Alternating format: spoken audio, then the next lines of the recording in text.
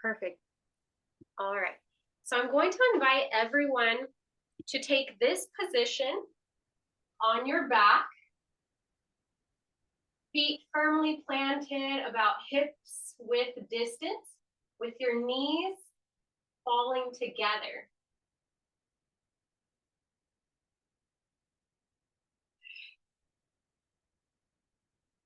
I'm also going to invite you to place your hands over your womb space. Can you see this shape?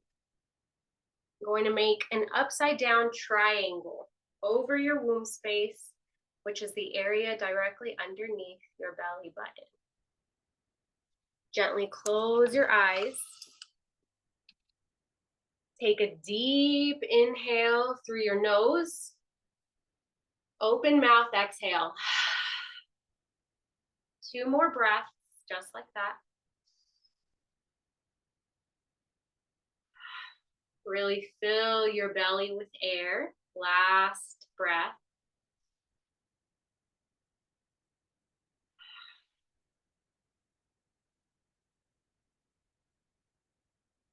Notice the earth beneath your back, beneath your feet. Notice how supported you feel in this posture.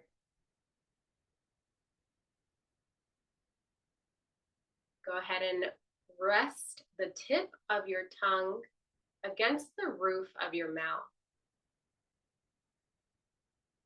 Notice any tension you're storing in your jaw, in your neck, in your shoulders, your low back, your hips. What have you been holding on to these past few days, these past few weeks, maybe even months? We're in the last month of the year. So at this time, I invite you to set an intention. Think of something you would like to release. Think of something you can call in for yourself. If you're releasing fear, what can you replace fear with?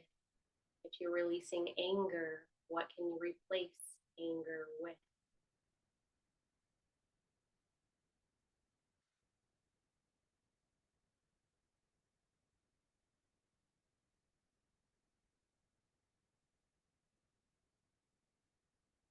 As you continue to breathe, notice the natural rise and fall of your belly.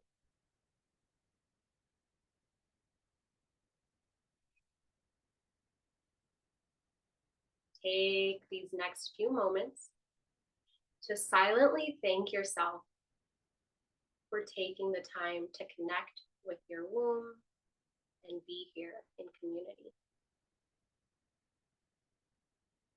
I invite you to call on your ancestors, your mother, your grandmother, your great-grandmother. Invite them to join you here and now.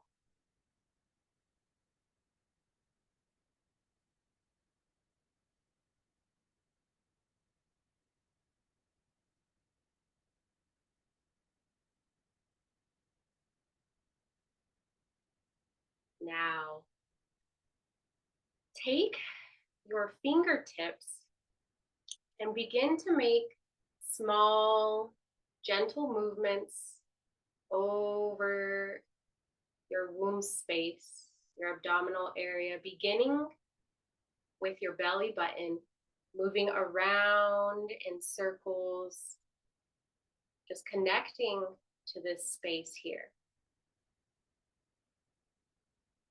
Notice how your body feels. Notice how the tissue in your belly feels. Is it soft? Does it feel dense? All you're doing is bringing awareness to this area, no judgment necessary. Continue to breathe and feel.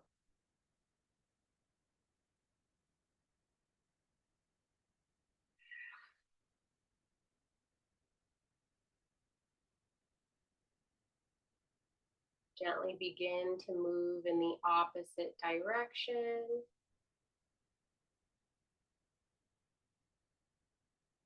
Maybe getting a little wider, reaching all the way up underneath your rib cage,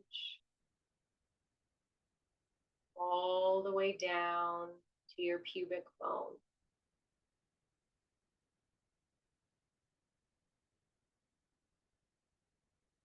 Bring awareness to your jaw. Move it around. Make sure it's nice and relaxed. Your jaw and your throat are connected to your womb space. So if you can keep them nice and relaxed, your pelvic floor muscles, all the muscles surrounding your uterus and your ovaries will slowly begin to relax as well.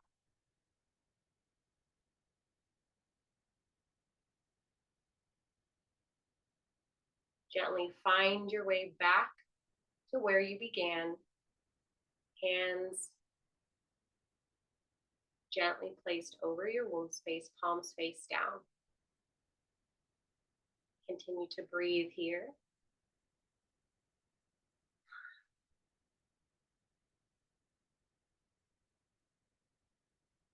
And with your inhales, I want you to bring your awareness to your pelvic floor.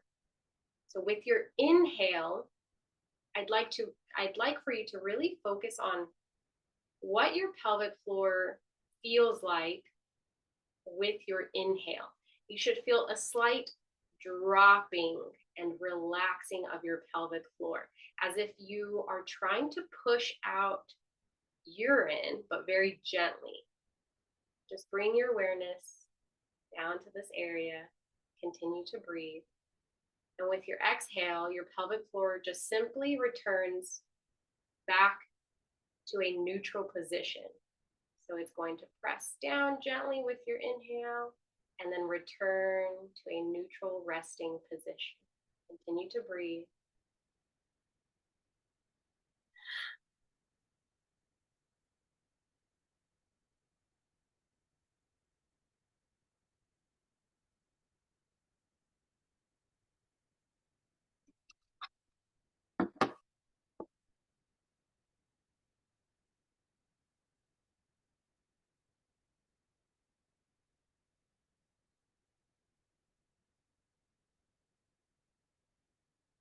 I want you to tune in to the voice of your womb.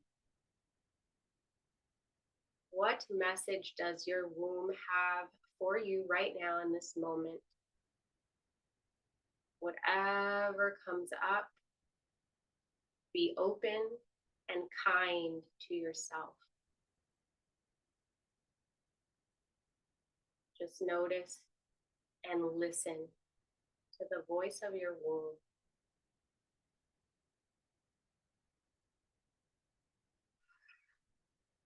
Now silently repeat after me. I hear you. I honor you.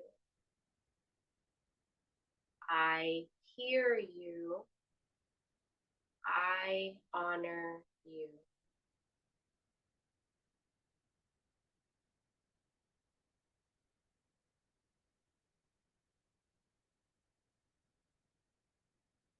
As our meditation comes to a close, we'll end just how we began, with 3 deep breaths. This time, with your exhale, I invite you to chant Om. Om is the sound of the universe, the very first sound. And if you do not know this yet, you hold the entire universe inside of your womb. So we'll chant together Om with our exhale during our next 3 breaths. Inhale with me. Exhale. Om.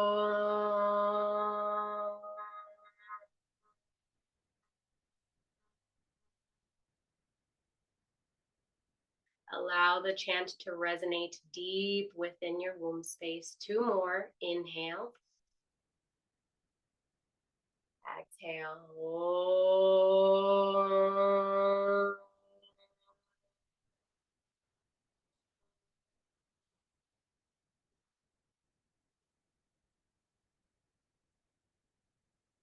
Last one. Om.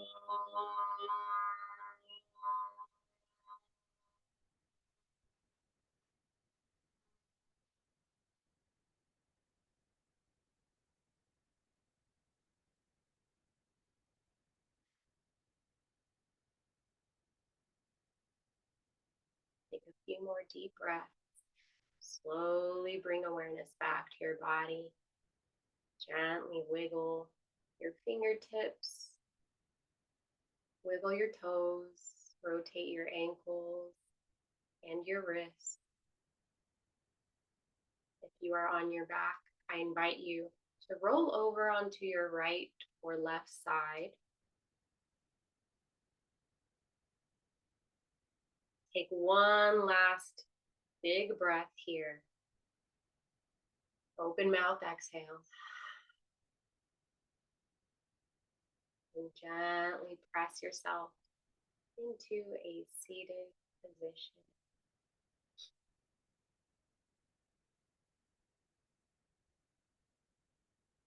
Thank you so much for allowing me to guide you through your womb connection meditation.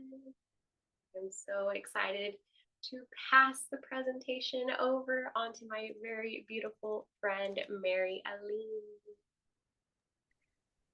Thank you so much, Erica. That was amazing. And in such a short time, I just like dropped fully in. Um, and my womb like has a lot to say. So I feel like, Yeah. um, yeah, it's good to give her a moment to speak. Mm-hmm. Definitely. Yeah.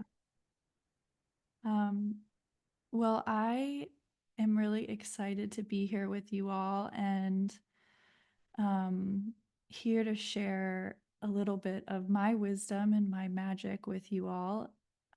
It feel free to like ease into this next conversation.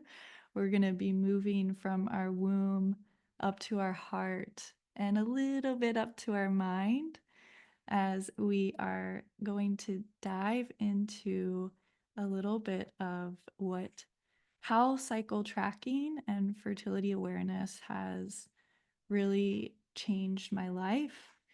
And since learning how to track my cycle, I've become a certified instructor, a certified reproductive and sexual health educator, and it's my mission to share this information with as many wombs that want it. Um, my vision is that we all have this like informed information and we can really choose and make choices that are going to be best for our bodies through it. So, just a little bit about my story. Before I jump in, I was 28 years old on the picture on the left, and I had been on 8 years of hormonal birth control. And then I came off of it and did not have a plan. And I had an unplanned pregnancy. And I had just decided to go through a pregnancy release, and this was sort of the aftermath of what state I was in. I felt really lost, really disconnected from my body and my creativity. I was really self conscious and unsure of myself, just always second guessing my choices and not trusting my intuition. And through that, I ended up giving my power away a lot to other people, to doctors, to a partner. And 8 years later, I have just grown so much into the woman that I've always dreamed of. And a huge part of that has been my cycle charting practice. And so I changed my careers and really went full in to bring this information to um, for it to be common knowledge. That's my dream. So through this simple ritual, I understand myself on a whole new level. I I am able to tune into how I feel, what I need, and how I want to show up in the world each day. This ritual really gave me permission to be constantly changing and to be in my own rhythm. I no longer felt pressure to be sort of the robotic um, person of like showing up the same exact way each day. I really gained a lot of insight into my consumption and how my choices through food, media, products, environment, travel really impact my health and well-being for good and for bad. I really have learned how to trust my body. And so I'm no longer giving that away to things externally. And that came, I'm still working, still working on that. I feel like that's a lifelong journey, but I'm just learning how to trust my intuition even more. And I have new language for how to advocate for myself, not only to my doctors, but like to my partner, my partners, to my family, to my friends, to my sisters. Um, I, you know, I love starting a conversation, which Erica and I did immediately. It's like where you are in your cycle, like what energy, like how can I like hold your energy and my energy, and like it just gives like a nice like foundational connection. um, I took control over my reproductive future. And so after having an abortion, going through a pregnancy release, I realized I had no idea what was going on in my body. And I've talked to a lot of people where, it's like we've been living in these bodies for so many years, and we haven't been taught just the foundational pieces of how they work.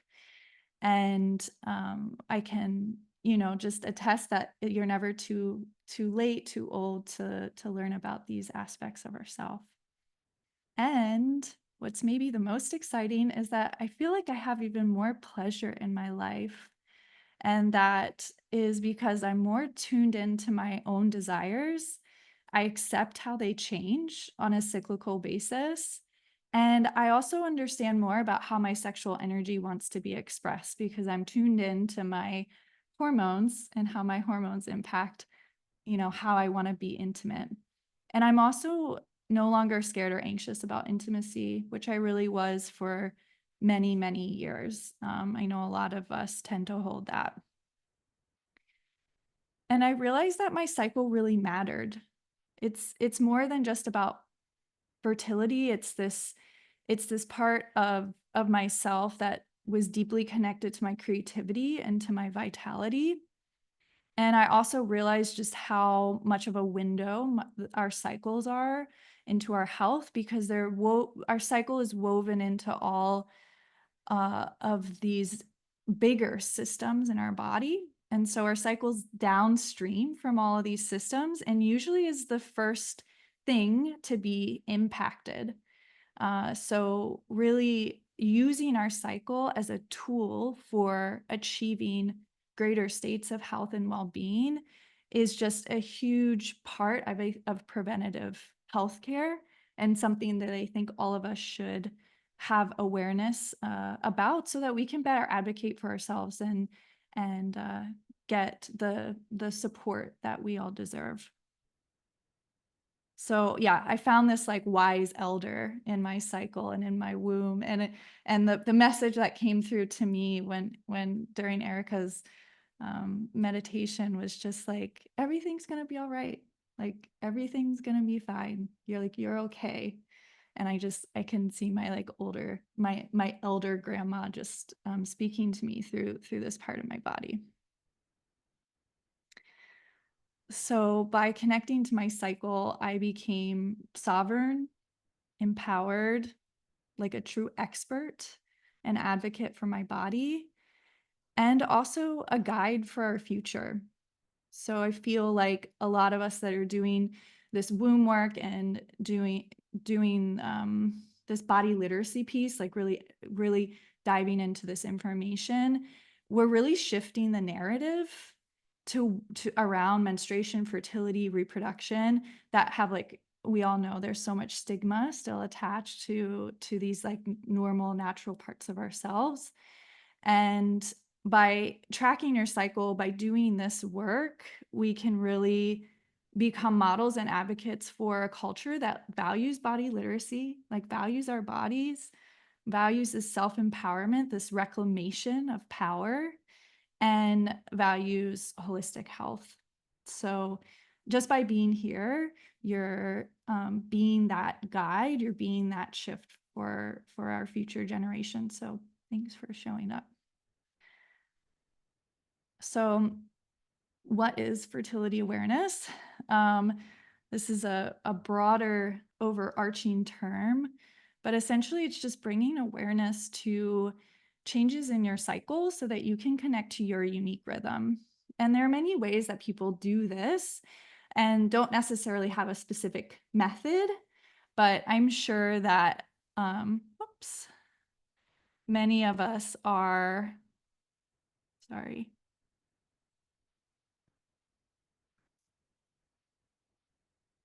So many of us are charting our cycles in different ways. We may be tracking like when our period is coming, or we may be tuning into our mood and our energy levels and maybe noticing when things maybe get a little bit clunky right before our period or right after ovulation. When we're like, maybe some of us are tracking the moon cycles, the lunar cycles, and tuning into the full moon and the new moon energy and how that's related to our cycle. Um, Maybe we're tracking our arousal and desire. So maybe we're tapping into that and just noticing when we are desiring more intimacy in different ways. Or we're tracking maybe our external appearance. So if we're having cyclical acne and other PMS symptoms. So cycle tracking takes it to sort of this deeper layer, this deeper level, and it tracks specific signs of our fertility. And so basal body temperature is our resting temperature. So I'll talk a little bit more about that, but that is one of the fertility markers that people will track when they're tracking their cycle, and I'll explain a little bit why too. Cervical secretions and vaginal secretions. So this image here, the cervix is the lower part of the uterus that sits in the vaginal canal. And this part of our bodies actually changes. So it changes in height, texture, and openness. So, regardless of whether or not we want to conceive or get pregnant, our body goes through these natural cycles on a monthly ish basis. And you can actually feel your cervix by inserting your longest finger into your vaginal canal and reaching up to the very top, and it'll feel kind of like the tip of your nose. And you'll notice if you are tracking this that your cervix will change when different hormones are present in your cycle.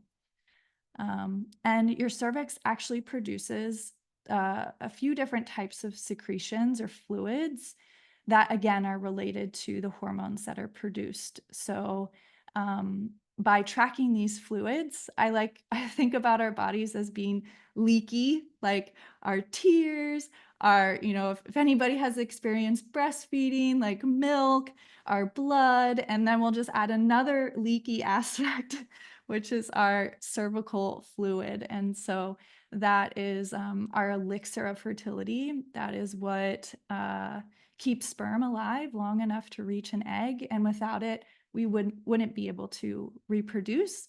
And it's developed in the cervix, secreted but in the cervix, and it happens around the time of ovulation.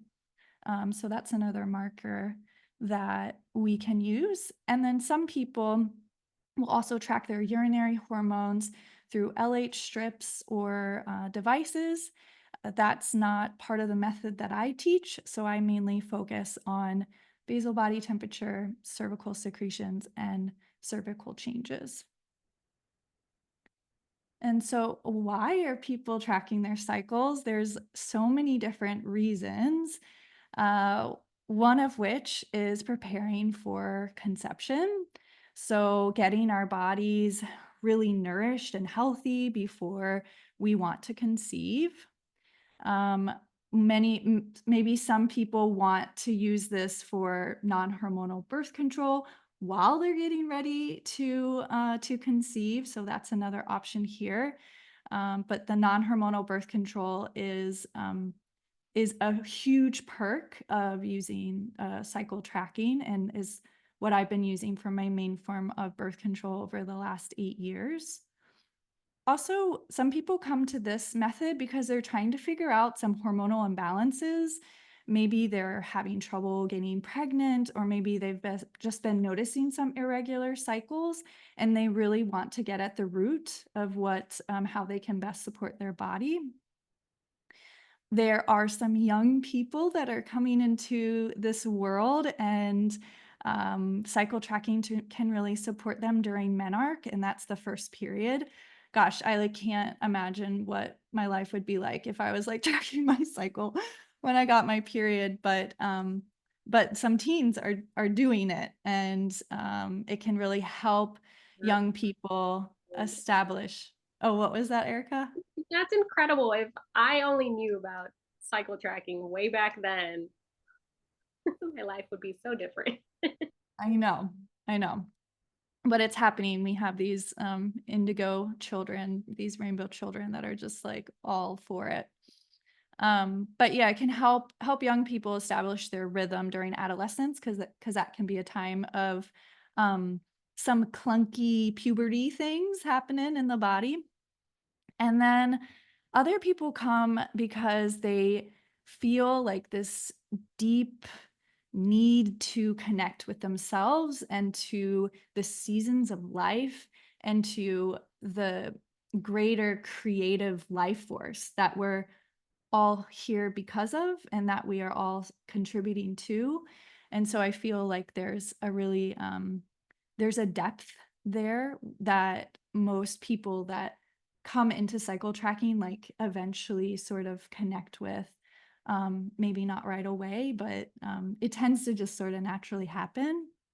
So there's a spiritual aspect of it. And then some people may be trying to conceive in alternative ways. So, cycle charting can help with insemination. It can help with timing for insemination. It can support timing like other interventions like IUI.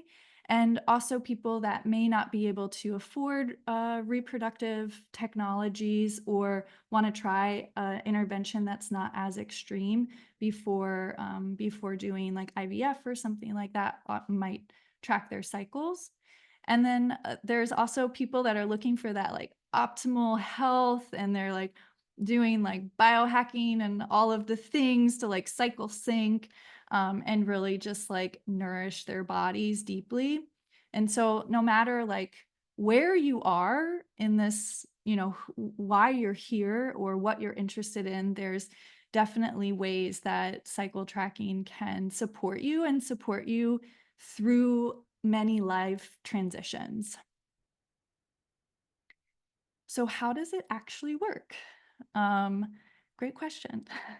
So, just to orient you, I know this looks a little bit complicated and sciencey, but I'm going to simplify it to the best of my ability. So, there's really two phases of our cycle. There's our follicular phase, which starts the first day of our period and goes until ovulation.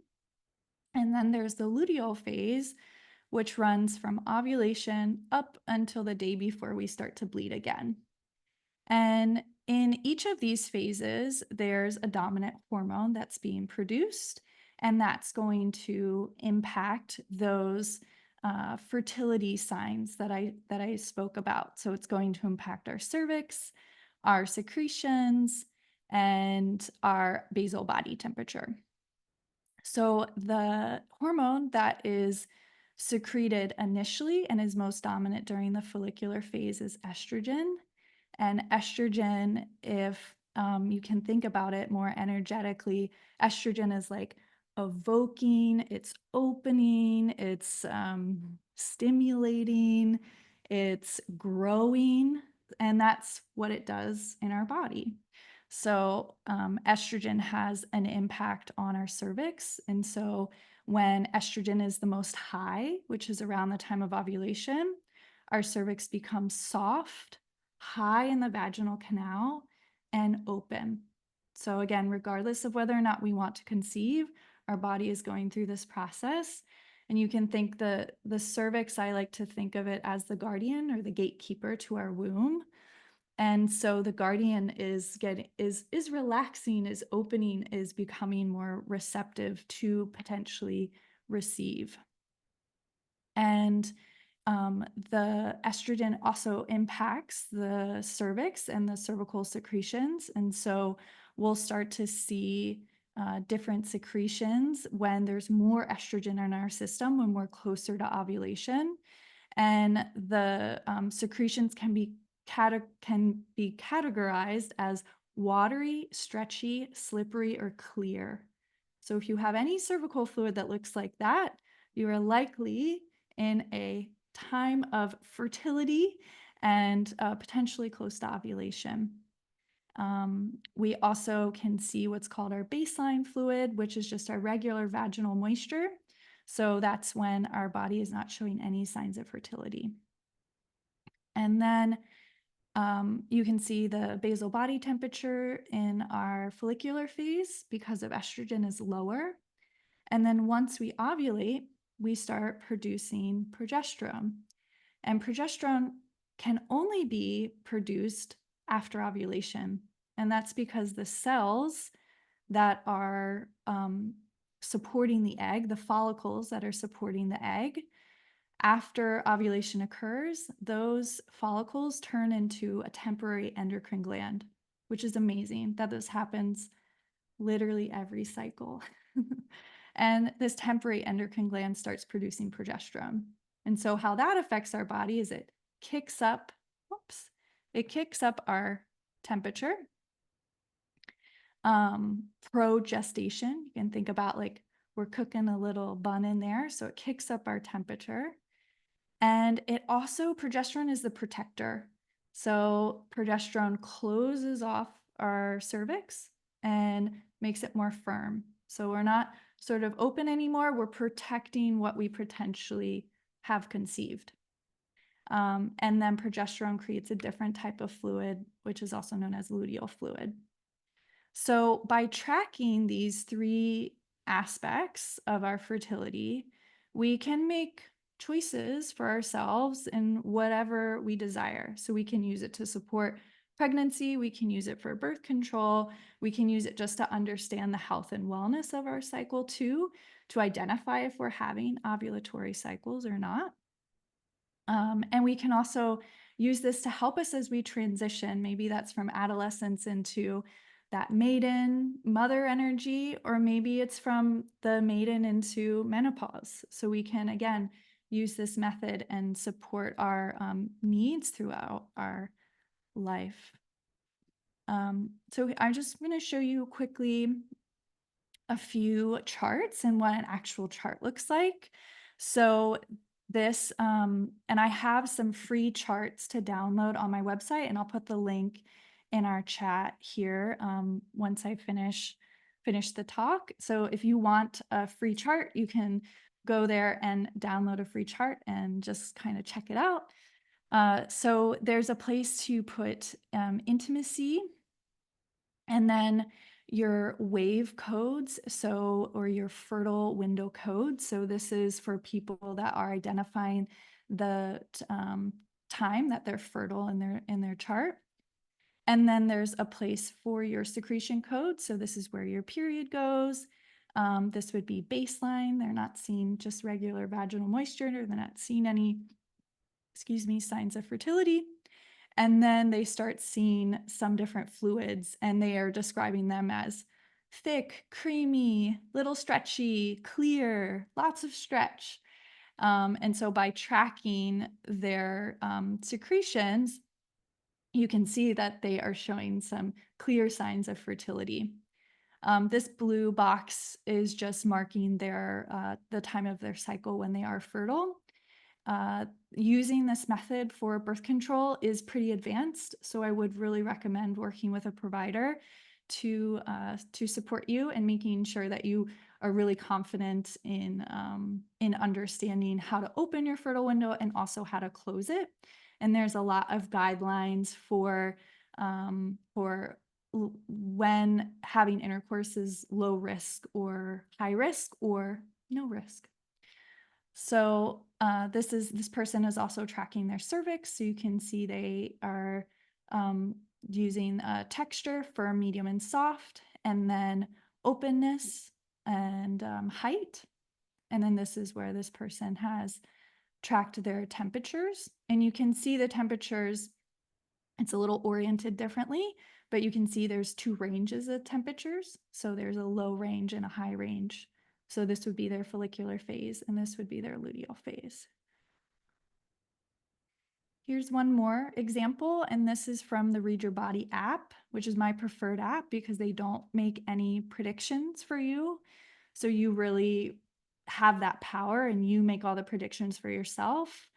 There's a lot of reasons why predictive apps are great and a lot of reasons why they're not great. And if you're using them for birth control, I would highly recommend educating yourself and just making sure that you're really understanding how they're predicting your cycle.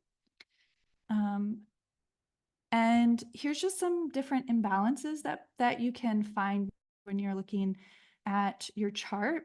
And this isn't to scare you, but this is to like show you that like this is a piece of data that can really support you in getting the support that you need, advocating for your health needs, getting labs done, like all the things. I definitely have used my cycle to really give me the best health that I can in this body.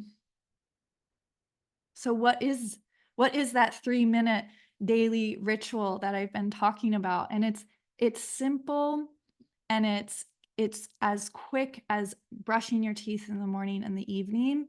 It does take some time to learn because you're learning how to communicate and to listen to your body, but just know that that wisdom is already within you.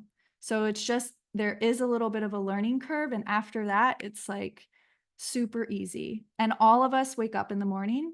So the first part of the ritual is to take your temperature first thing when you wake up. All of us go to the bathroom, I'm assuming. And so we're just adding a few more steps in terms of checking your secretions when you are going to the bathroom.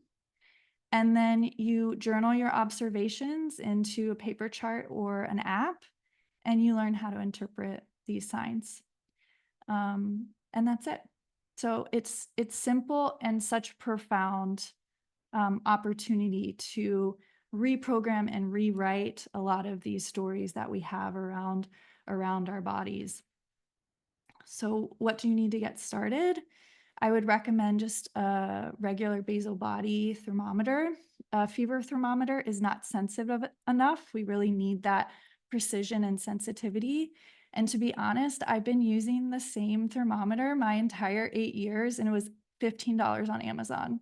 So like you do not need like a bunch of fancy thermometers. You can totally get a fancy thermometer, but my preference is still like a cheapy thermometer, and I've just had to change the batteries once. So just a paper chart or an app. Again, I recommend the Read Your Body app. education or support from a trained educator, trusting in your own wisdom, right? Like you know your body the best, and this practice is like helping you like really feel that confidence. And then just a little self-compassion and patience as you learn um, these new things about yourself. So some of the free resources that are available are the free paper charts. My favorite book for DIY learning is called Taking Charge of Your Fertility by Toni Weschler. And she's actually putting out like I think a 10-year updated edition in 2025. So I'm super excited to get that updated book. There's many Facebook groups and Reddit groups out there. I just want to caution you that not everybody that's giving you their opinion is a certified educator, and so you might get various opinions. There's also many different types of fertility awareness methods out there. So you could be using one type and somebody could be giving you advice that's using a different type. So that's important to know. And there's also 1 month free on the Read Your Body app. So you can download that app and check it out. And then after that, I think it's like $17 a year or a few bucks a month for a monthly subscription. So those are some free resources. And then I have just a fun little activity to do. So feel free to put your answers in the chat or you can say them out loud. And so, myth or fact, you can get pregnant any day of your cycle. So I kind of answered this one already, but I always like to start with this one. Okay, wait, let me That's see. a fact. So that's a myth. Oh, really? Yeah, you cannot get pregnant every day, any day of your cycle. You have a specific time where you're fertile in your cycle, when you're producing cervical fluid, and right around the time of ovulation. And after that, if you're no longer producing cervical fluid and your egg has dissolved, then you cannot get pregnant. So there's a nice chunk of your cycle that you can have unprotected sex, exposure to seminal fluid, and not be worried about getting pregnant. So busting that myth right there. You can get pregnant during your period, myth or fact?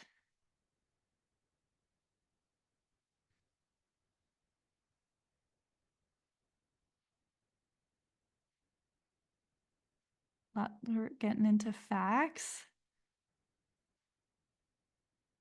Yeah, so you can get pregnant during your period. For those of us who have shorter cycles, like 21 days and shorter, um, or even 25 days and shorter, you could start producing cervical fluid during your period. And period, like your blood would obscure your cervical fluid, so you wouldn't be able to see it. So there have been some instances where people have gotten pregnant during their periods. Okay, myth or fact, PMS and painful periods are normal and should be expected. I think I'm preaching to the choir on this one, but yeah, we got thumbs down, myth. That's totally a myth. So if you have friends that are like not able to go out in public, that are not able to do the normal everyday things in their life, that are like getting nauseous or just doubling over in pain, like please help a sister out, help a friend out, and let them know that they deserve some support for this, because that's not that it shouldn't be normalized. Okay, another myth or fact, cycles are 28 days and ovulation happens on day 14. Michelle's on it. She says myth. Krista says myth. Yeah.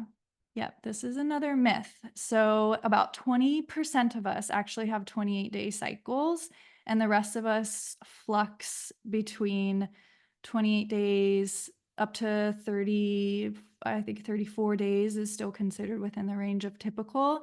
And then if you have like a hormonal difference, like PCOS or something like that, it's typical for you to have longer cycles than that and to not ovulate on cycle day 14. Okay, another myth or fact, you can ovulate more than once in a cycle. This is a trick question. It's a trick myth or fact. Erica says fact.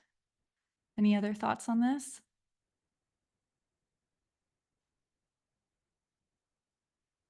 So technically, you can ovulate more than you can ovulate more than one egg, but you have a window of ovulation. That's how twins happen. So an egg is viable for 12 to, the fraternal twins, 12 to 24 hours. And within that time, you can ovulate more than one egg.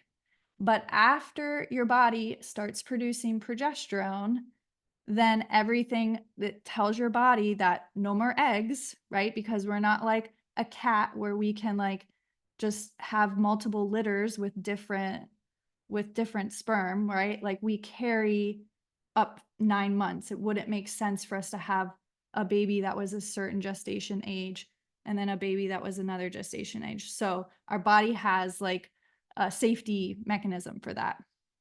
So you can ovulate more than one egg, but there's only a certain window for ovulation. When our body starts producing progesterone, um, that's telling our body that we're in a different part of our cycle.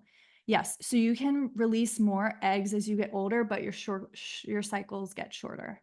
Erica just asked this question.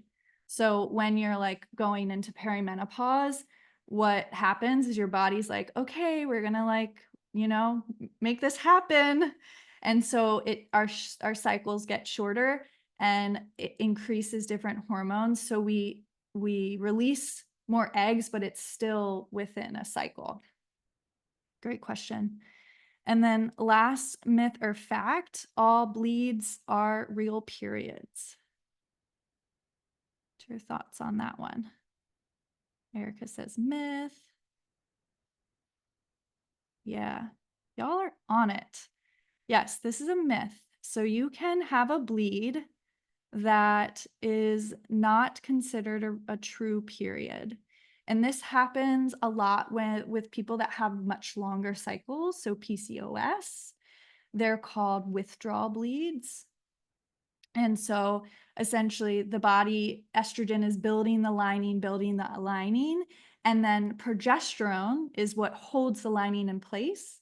And so because there's not that progesterone, the body will let go some of the lining.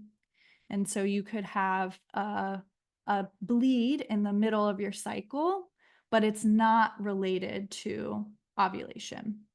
It could also be spotting. It could also look like spotting. Yeah. Yeah, absolutely. It looks different for different bodies. Cool. Thank you all for playing with me. Thanks so much for being here, and would love to, if anybody has any questions, feel free to put them in the chat, or if you wanted to unmute and ask your question, you're welcome to do that as well.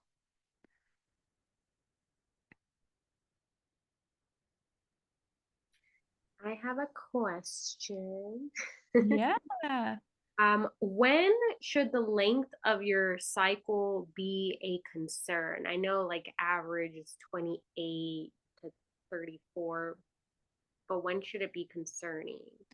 Yeah, I typically, so it really depends on what else is going on in your life, right? So like postpartum with like return of fertility, we're gonna have really long irregular cycles until our fertility is returning, and that's considered normal, right? Or like for somebody that has PCOS, um, that right might be having a lot longer cycles, and I think it's, at what point do we consider it like normal versus irregular? I would say if you're having additional symptoms, like extreme PMS, physical symptoms, showing like other irregularities, that's when I would say, like, let's look at the whole picture and identify what's happening in your life. Are you going through any life transitions, like maybe perimenopause, where that's normal to have irregular cycle lengths? Are you in adolescence, right? That's also normal for the first 2 years to have irregular cycles, or postpartum, or coming off of hormonal birth control. Again, it's normal for the body to take a little bit of time to find its rhythm again. And if there's other symptoms that you're dealing with, then in combination with like longer or a lot shorter cycles, then I would be curious about sort of other things that are happening. If you're not in any of those life transitions, I typically would say like shorter, like 28 to 34 days is like a pretty good standard length. Yeah. Well, thanks so much, Krista. Any other questions or curiosities? I'm going to pop my contact information in the chat and some free resources for you all. Yeah, just curious about this container. Erica, thank you for dropping us in. Is this something that happens regularly on Wednesdays? Or is this just like today, Wednesday? Great question, Krista. This is actually the first ever Womb Wellness Wednesday that we've done. And I plan on having Womb Wellness Wednesday once a month, every month. So we'll bring in a new speaker. You may see Mary Aline again somewhere down the line. But yes, this will be a monthly webinar. Well, that would be delightful to see either of you again. I would love to return. It's a huge passion area of mine. I'm researching menstrual wellness right now in my graduate program. So I'm just really appreciating the work both of you do. Yeah. And everybody else here too. Thank you, Krista. Sure. Yes. Yes. Thank you for your research. Wow. So needed. Yes. Krista, I would love to hear more about what you're doing also. I was telling Mary Ellen at the beginning, I'm taking a contemporary menstrual studies course with Laura Owen, who wrote Her Blood is Gold. I don't know if you're familiar. Yeah, so would love to connect. Absolutely. I'll send you a message if that's okay. And then Mary Ellen, what does it look like to work one-on-one with you? Or do you do groups or one-on-one? Yeah, so thanks for asking, Michelle. So I'm super excited because I'm launching my first self-paced cycle charting course by this new year. And my goal was for it to be financially accessible because a lot of fertility awareness educators are all private pay, and my dream is to just like have this information available to all of those people that want it. So that's like just a basic charting course that you can do, again, self-paced. And if you sign up for my newsletters, you'll get all of the links and the discount codes for that, because I'll probably run a little like coupon code for it in the beginning. And then I do master classes for birth control related to coming off of long-term hormonal birth control and during the postpartum time. And I also do some private consults for those that are trying to conceive. So those are various different sort of lengths. It really depends, but you can always schedule like a free discovery call with me, and we can sort of talk more about like how what your needs are and what would make the most sense. Great, thank you. Look forward to your course. Congratulations. Thank you. I'm really excited to share it. It's called the Body Literacy Movement. So That's amazing. yeah.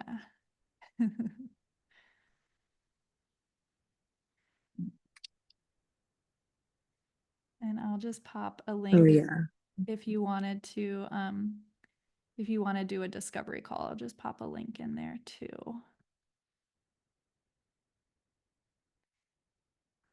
Awesome. And Erica, how can people work with you?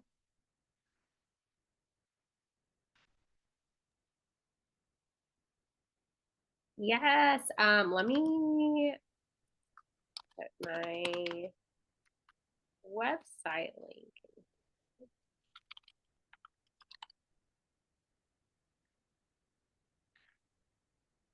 There we go. And yeah, if you are not located in Denver, to get a physical sobada de matriz or womb massage, I do have a virtual option where I teach you how to massage your womb space at home.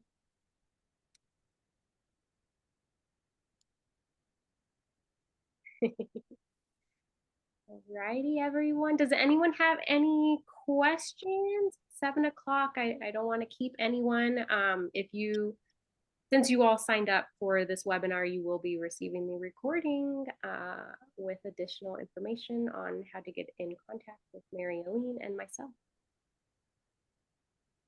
Erica, that sounds great. Sorry, I was sending a message, but yeah, I would love to do your you said it's like a self-paced course or you do one-on-ones. Yes, a one-on-one Amazing. at this time. Yeah. Or I can fly to Denver. Or you can fly to Denver. I have a spare bedroom. You're more than welcome to stay. Don't tempt me.